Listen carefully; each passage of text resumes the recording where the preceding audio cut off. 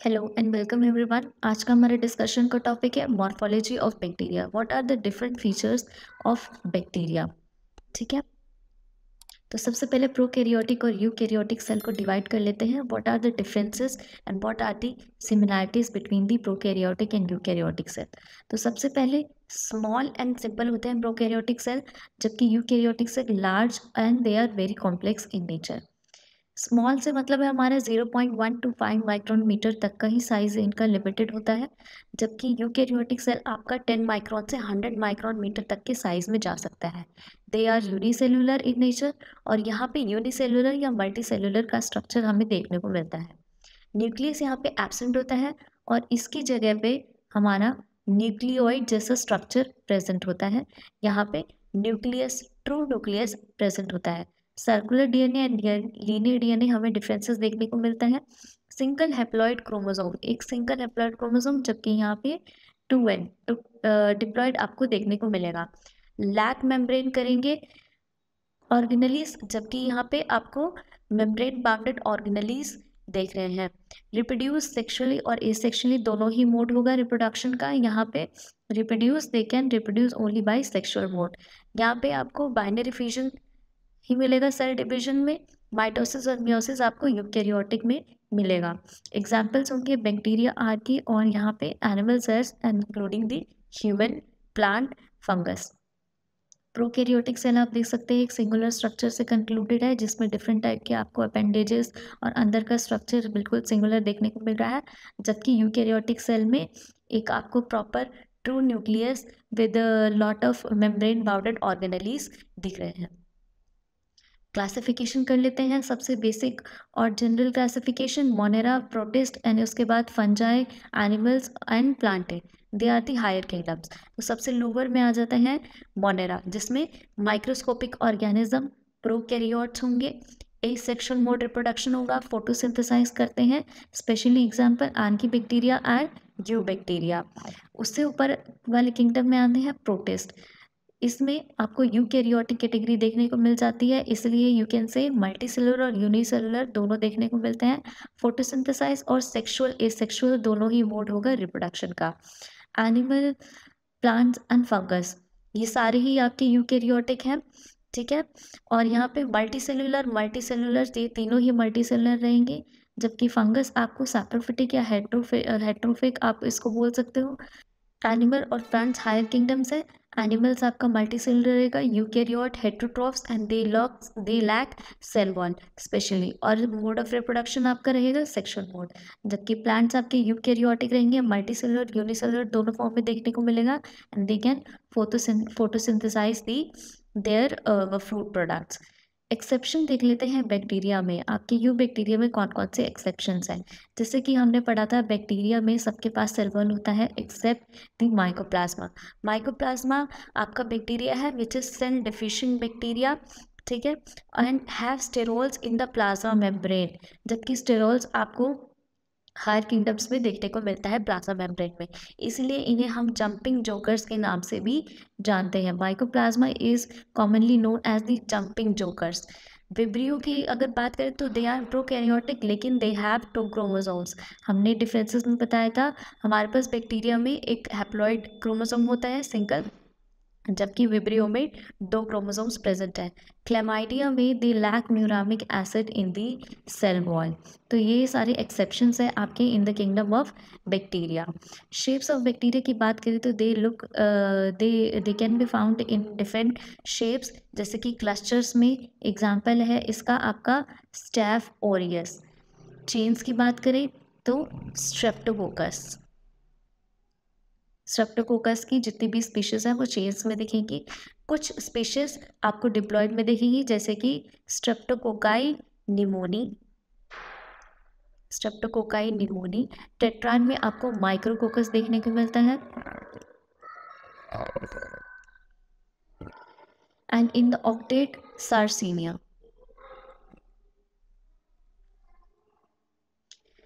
वहीं आप Gram negative में देख सकते हैं they are diploid in cases of meningococcus cases, bacilli in चीव्स, बैसिलस एंथ्रासिस।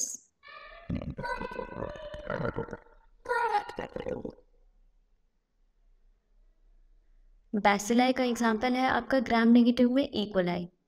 तो on the basis of Gram stain you can divide the bacteria into Gram positive and Gram negative, लेकिन shape सबकी अलग होगी, जैसे कि क्लस्टर्स, चेन, टेट्रान, ऑक्टेट, पेयर, और साथ ही में बैसिलाई, कॉमा शेप, स्पाइरलिकॉइड, इसमें स्पाइरोकीट्स हैं आपके एग्जाम पे, and bacilli, gels, cuneiform and pair, इन सबका शेप अलग होगा, but they are basically divided on the basis of Gram stain. So start करते हैं बैक्टीरियल सेल एनाटॉमी। इसमें आप देख सकते हैं एक आपका प्रोकैरियोटिक बैक्टीरिया यहाँ पे है, ठीक है। इसमें डिफरेंट काइंड्स ऑफ स्ट्रक्चर्स हैं। सबसे पहले अगर बाहर के एनवेलप की बात करें तो there is a rigid cell wall, there is a present of rigid cell wall, ठीक है। उसके बाहर there can be a capsule और अ स्लाइम लेयर, ठीक है। इन सब का डिफरेंसेस आगे देखेंगे। साथ ही में अंदर होगा सेल वॉल के अंदर एक है प्लाज्मा मेम्ब्रेन जो पूरे बॉडी को, बैक्टीरिया की पूरी बॉडी को कवर करेगा, और उसी के अंदर होगा साइटोप्लाज्म जिसके अंदर बहुत सारे सेल ऑर्गेनेलीज आपके प्रेजेंट हैं। सबसे पहले सेल वॉल अपेंडेजेस की बात कर लेते हैं। यहाँ पे आप देख सकते हैं बैक्टीरिया है, उसके ऊपर सबसे पहले तो प्लाज्मा मेम्ब्रेन, देन उसके ऊपर सेल वॉल, और सेल वॉल के ऊपर ये अपेंडेजेस आपके लगे हुए हैं, ठीक है। Internal organisations are different and flagella, fimbriae, pili are different. इनको हम क्या बोलते हैं कॉमनली? सेल अपेंडेजेस, जैसे कि कैप्सूल या स्लाइम लेयर, फ्लैजिला एंड फिब्रिए या फिर पिलाई। तो सबसे पहले फ्लैजिला के बारे में देख लेते हैं। ये डिफरेंट तरीके के होते हैं। They are thread like appendages जो कि सेल वॉल से बाहर प्रोट्रूड कर रहे होते हैं बैक्टीरिया से, और ये मोटिलिटी में हेल्प करते हैं। स्पेशली इनका फंक्शन होता है मोटाइल, बैक्टीरिया को मोटिलिटी प्रोवाइड करना।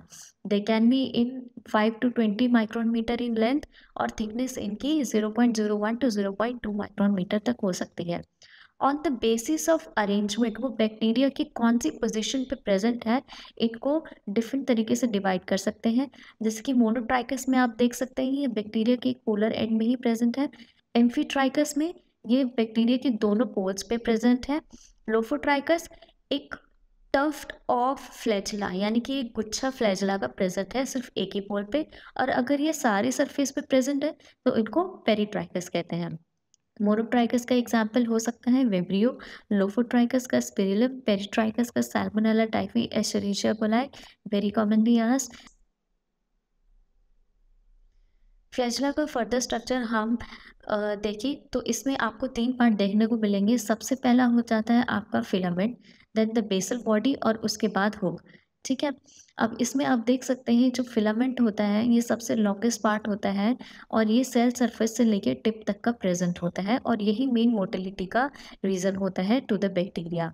बेसल बॉडी अटैच होता है आपके सेल वॉल, बेसल बॉडी आपके सेल वॉल में अटैच होता है बैक्टीरिया के, और हुक इसका बेस होता है, ये बेसल बॉडी जहाँ पे आप देख सकते हैं, ठीक है।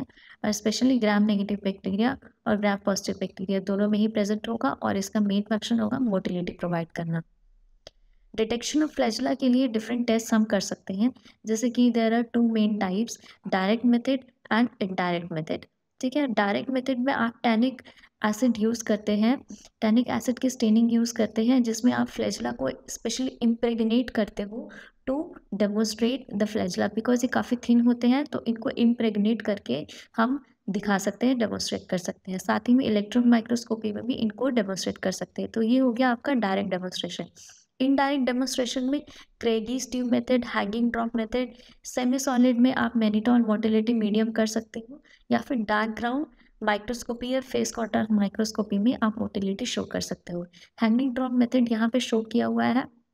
एक कवर स्लिप लेते हैं और नीचे स्लाइड, उसके ऊपर हम एक ड्रॉप डालते हैं आफ्टर प्रॉपर इंक्यूबेशन।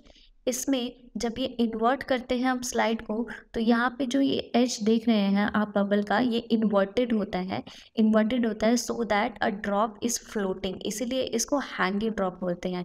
जो ड्रॉप होता है वो हैंग कर रहा होता है, और इसीलिए यहाँ पे बैक्टीरिया, यहाँ पे एजेस पे आपको बैक्टीरिया मूव करते हुए दिख जाता है अंडर द माइक्रोस्कोप।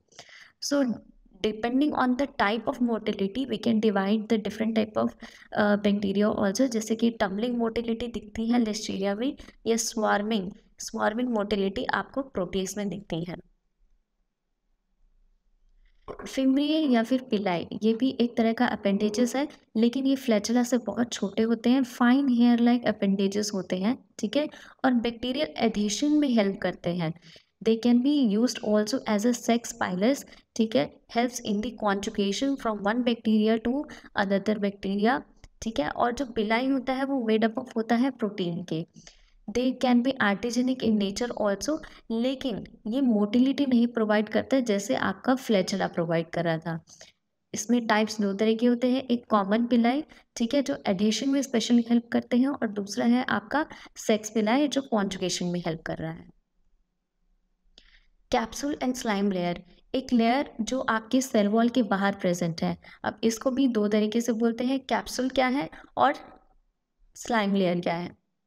कैप्सूल आपका है वेल ऑर्गेनाइज्ड, जो वेल ऑर्गेनाइज्ड एक टाइटली पैक्ड स्ट्रक्चर जो होता है बैक्टीरिया से, उसको वेल ऑर्गेनाइज्ड कैप्सूल बोलते हैं। जबकि स्लाइम लेयर एक डिफ्यूज्ड स्ट्रक्चर होता है। यहाँ पे आप देख सकते हैं स्लाइम लेयर बिल्कुल ही डिफ्यूज्ड एंड डिसऑर्गेनाइज्ड स्ट्रक्चर है आउटसाइड द बैक्टीरिया, जबकि एक टाइट रिजिड स्ट्रक्चर को हम कैप्सूल बोलेंगे।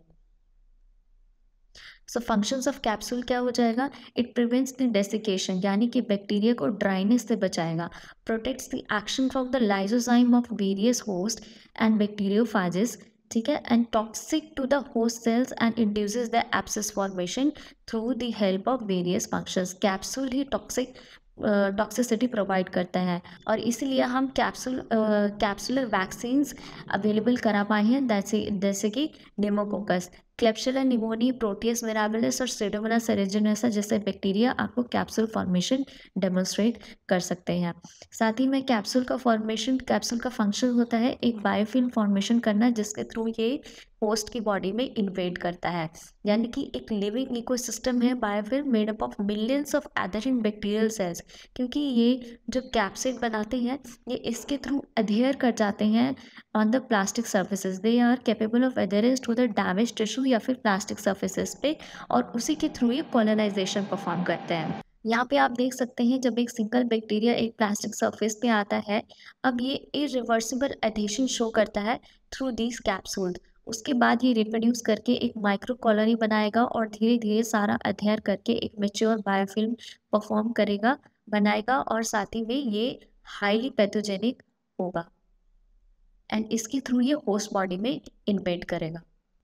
सो डेमोन्स्ट्रेशन ऑफ हम कैप्सूल कैसे कर सकते हैं, नेगेटिव स्टेनिंग या फिर जिसमें हम इंडिया इंक यूज़ कर रहे थे, या नाइट्रोसेल स्टेन, एसिडिक, ये सारे स्टेन्स आपके एसिडिक होते हैं, जिसके थ्रू यहाँ पे बैक्टीरिया के अराउंड एक हैलो क्रिएट होता है जिसको हम डार्क ग्राउंड स्टेनिंग भी देख सकते हैं। साथ ही में मैकफिडेन कैप्सूल स्टेन करते हैं बैसिलस एंथ्रासिस के लिए to demonstrate the capsule of anthracis, ठीक है, and serological test are also can be done for demonstration of capsule, जिसमें Quellung reaction antibody against the capsule is very commonly asked and capsular antigen also. यहाँ पे आप hello create करते हो, एक तरह से हेलो क्रिएट करते हो so that we can see under the microscope. Cell membrane inside the cell wall होता है जो, और इसका बेसिस होता है फ्लूइड मिसाइल मॉडल पे ये इलस्ट्रेटेड है। 5 to 10 nanometre thick bilayer phospholipid layer होती हैं and proteins are embedded, interior proteins, peripheral proteins, इस तरह के प्रोटीन इसमें एम्बेडेड होते हैं। यहाँ पे आप देख सकते हैं फॉस्फोलिपिड की बाइलेयर होती है, इसके अंदर प्रोटीन्स आपका एम्बेडेड होता है। लेकिन one of the bacteria is exception, याद रखिएगा, माइकोप्लाज्मा, जिसमें हमारा स्टेरॉल्स प्रेजेंट होता है, sterol such as cholesterol present है। सेमी परमिएबल मेम्ब्रेन होता है और इसीलिए ट्रांसपोर्ट सिस्टम में हेल्प करता है nutrient uptake, waste expression and site for the various metabolic processes also. Cytoplasm matrix की बात करें तो ये हेल्प करता है बहुत सारी चीज़ों को, जैसे कि ऑर्गेनेलीज हैं हमारे, इंक्लूजन्स, राइबोसोम, स्टोरेज ग्रैनुल्स और मीजोसोम्स वगैरह। बाकी पूरा साइटोप्लाज्म आपका 70% कंस्टिट्यूट होता है through the water. So ribosomes में they are the site of protein synthesis composed of rRNA and ribosomal proteins, जबकि ये साइट होते हैं जेनेटिक कोडोन्स को रीड करने के लिए, यानी कि mRNA इनके बीच में जब आते हैं तो वो रीड होते हैं so that translated into the peptide sequences. तो टोटल इसका 70S कंप्लीट यूनिट होता है, 30S और 50S को मिला के हमारा 70S यूनिट राइबोसोम्स बनता है। इंट्रासाइटोप्लाज्मिक इंटल्जन्स की बात करें तो they are of two types, organic और इनऑर्गेनिक, ठीक है। और ये तभी फॉर्म होते हैं जब न्यूट्रिएंट्स की डेफिशिएंसी होती है, formed in the nutrition deficiency. जैसे ही न्यूट्रिएंट डेफिशिएंसी हट जाती है ये बाद में डिसअपियर हो जाते हैं। What are mesosomes? They are especially the invaginations of plasma membrane. ये एक तरह के invaginations है, यहाँ पे आप देख सकते हैं एक तरह के invaginations है जिन in the shape of vesicles, tubules या फिर lamellae prominent होते हैं ग्राम पॉजिटिव बैक्टीरिया में, और ये हेल्प करते हैं रेस्पिरेशन, सेल वॉल फॉर्मेशन और क्रोमोसोम रेप्लिकेशंस में। न्यूक्लियाइड बहुत ही सिंपल सा न्यूक्लियस होता है यहाँ पे, this is not a true nucleus, ये क्योंकि ये प्रोकैरियोटिक सेल है। सिंगल और हैप्लॉइड क्रोमोसोम होता है, coil circular double stranded DNA इसके अंदर कंटेन होता है, और इलेक्ट्रॉन माइक्रोस्कोपी में फ्यूजन स्टेन की थ्रू हम इसको देख सकते हैं इसका क्रोमोसोम। बात कर लेते हैं प्लाज्मिड्स की। Plasmids are the extracellular genetic material plasmid other than the nucleus present in the bacterial cytoplasm. तो transmission is by the binary fission या conjugation bacteriophage through sex pili, ठीक है। इसको ट्रांसफर होता है and they are the extra chromosomal material. यहाँ पे genetic engineering में बहुत ही ज़्यादा यूज होता है। They are linked with the toxigenicity and antibiotic resistance. Transfer of these plasmid can perform the antibiotic resistance. यहाँ पे मेटाबॉलिक प्लाज्मिड का वर्क देख लेते हैं। The transfer the DNA from one cell to another, जबकि R plasmid क्या करता है, carry antibiotic resistance. Cold plasmid produce the bacteriocins. Bacteriocins एक तरह का टॉक्सिन है, प्रोड्यूस करता है बैक्टीरिया, किसकी हेल्प से, कोल्ड प्लाज्मिड्स। कॉन्जुगेटिव प्लाज्मिड्स होते हैं, they carry the genes for enzyme production, and virulence plasmid होते हैं, carry the virulence genes. Atypical forms of bacteria आपको देखने को मिलता है इन अ वेरियस एक्सेप्शनरी केसेस, जैसे कि इन्वोल्यूशन फॉर्म बनते हैं in the swollen and aberrant forms of the bacteria. Example है गोनोकोकाई, जिसमें formed in the aging culture and in a high salt concentration to survive. And pleomorphic bacteria क्या होते हैं, they exhibit the great variation in shape and sizes, जैसे कि Proteus और Haemophilus, ये किसी एक शेप में हमेशा नहीं दिखेंगे, they exhibit a great variation. Protoplast क्या होता है, ग्राम पॉजिटिव बैक्टीरिया वो cell wall is entirely removed, ठीक है। And spheroplast in the Gram negative bacteria वो cell wall is partially removed. तो इसी के बेसिस पे हम आगे देखते हैं कि एल फॉर्म नाम के एक बैक्टीरिया होते हैं, जिसमें दो तरीके हम देखते हैं, एक स्टेबल होता है और एक अनस्टेबल होता है, ठीक है। तो अनस्टेबल वो होते हैं जिनमें पार्शियली रिमूव करते हैं सेल वॉल को बैक्टीरिया अपने इन द इन्फ्लुएंस ऑफ सब एंटीबायोटिक, जबकि स्टेबल एल फॉर्म जैसे कि माइकोप्लाज्मा, जिसमें ऑलवेज सेल वॉल एब्सेंट होता है, इनके डॉटर सेल्स में भी नहीं प्रेजेंट होगा, ना ही इनमें प्रेजेंट होगा। जबकि अनस्टेबल जो एल फॉर्म होते हैं, जैसे ही एंटीबायोटिक का इफेक्ट खत्म हुआ, सेल वॉल अपने आप में रीगेन हो जाएगा। Bacterial spores, firstly they are the highly resistant stage, और इसीलिए ये कब बने हैं, यानी कि डॉर्मेंट स्टेज कब बने हैं, जब बैक्टीरिया के पास अनफेवरेबल एनवायरमेंटल कंडीशंस होता है। तो bacterial spore comprises of the several layer. अगर अंदर से बात करें तो सबसे अंदर इसका होता है कोर, फिर उसके बाद कॉर्टेक्स, कोट एंड एक्सोस्पोरियम। एक्सोस्पोरियम काफ़ी हार्ड मटेरियल होता है, और क्योंकि इसलिए बना है ये डॉर्मेंट स्टेज में to survive the bacteria in unfavourable condition. तो इसमें दो स्टेजेस हमें देखने को मिलते हैं। स्पोरुलेशन क्या होता है, formation of spores from a vegetative stage, जहाँ पे आपको अनफेवरेबल कंडीशन मिलती है। ये मेथड ऑफ रिप्रोडक्शन नहीं है, जस्ट एक सर्वाइवल का फिनोमिना है, जहाँ पे बैक्टीरिया डिवाइड नहीं कर रहा है, लेकिन एक्सट्रीम कंडीशंस या फिर they are resistant to the heat and disinfection, इनसे बचने के लिए अपना एक सर्वाइवल कर रहा है, जिस मेथड को हम क्या बोल रहे हैं, स्पोरुलेशन।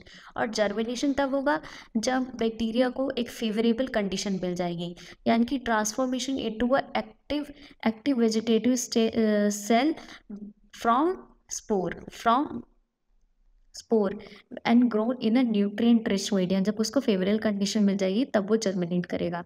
यहाँ पे आप देख सकते हैं ये आपका स्पोर है, ठीक है। जब इसको फेवरेबल कंडीशन मिली तभी जर्मिनेट किया और ये वेजिटेटिव सेल में कन्वर्ट हो गया। अब यहाँ पे ये सारा अपना डिफरेंट तरह का फिजियोलॉजी परफॉर्म करेगा, core formation code, and again जब इसको अनफेवरेबल कंडीशन मिलेगी तो ये अपना सारा स्ट्रक्चर छोड़ के फिर से स्पोरुलेशन वाले मोड में आ जाएगा। शेप्स की बात कर लेते हैं and position of the spores में। इसमें सेंट्रल, सब टर्मिनल एंड टर्मिनल के केसेस में पोजीशन डिफाइन होती है, और शेप में Oval, they can be oval और दे कैन बी स्फेरिकल। जैसे कि यहाँ आप देख सकते हैं, यहाँ पे नॉन बल्जिंग और टर्मिनल, नॉन बल्जिंग और ओवल है यहाँ पे आपका स्पोर, जबकि ये एकदम राउंड है, एकदम राउंड बट नॉन बल्जिंग, ठीक है। यहाँ पे आप देख सकते हैं एकदम सेंट्रल में प्रेजेंट है, सेंटर में प्रेजेंट है, और ओवल और सेंट्रल है, लेकिन यहाँ पे राउंड एंड टर्मिनल है। ई वाला आपका जो है बल्जिंग एंड ओवल टर्मिनल है, जबकि एफ आउट ऑफ दी आपका सेल जा रहा है, इसलिए इसको बल्जिंग बोलेंगे, oval and central. Demonstration of spores की बात करें तो ग्राम स्टेनिंग की हेल्प से, मॉडिफाइड जेलिन स्टेन और Schaeffer's Fulton stain and the Moeller stain के थ्रू आप स्पोर्स को डेमोन्स्ट्रेट कर सकते हो। यहाँ पे unstained refractile bodies with the cells within the cells दिखती हैं, जबकि मॉडिफाइड स्टेनिंग में weakly acid fast stain appear करेंगे रेड कलर के, ठीक है। एप्लीकेशंस क्या होते हैं, specially indicators of the sterilization. The main bacteria is Geobacillus stereothermophilus, जहाँ पे स्टरलाइजेशन कंट्रोल की तरह इसको ऑटोक्लेव में यूज़ करते हैं, हम ऑटोक्लेव में यूज़ करते हैं, साथ ही में प्लाज्मा स्टरलाइजेशन में भी।